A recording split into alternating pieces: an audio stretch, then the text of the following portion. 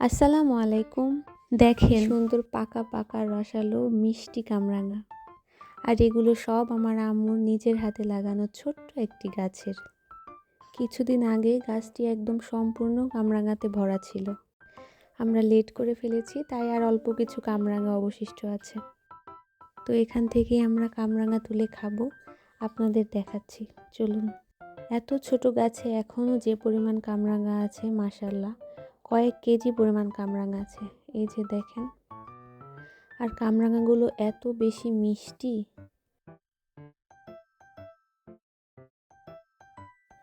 তো এর মাঝে আমি কয়েকটা কামরাঙা তুলে নেব।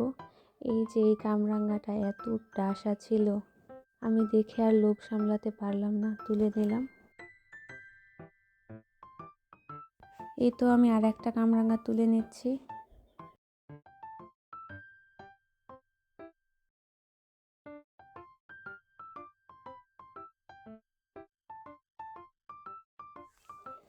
আরও একটা। এই কামরাঙাটা তোলার সময় একটা কামরাঙা ছিঁড়ে পড়ে গিয়েছিল।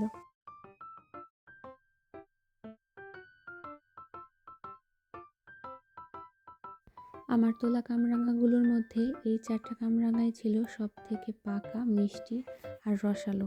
এই 4টা আমরা স্টার করে কেটে খেয়েছিলাম, আর বাকিগুলো গাছ থেকে পেড়ে ওভাবেই খেয়ে ফেলেছিলাম।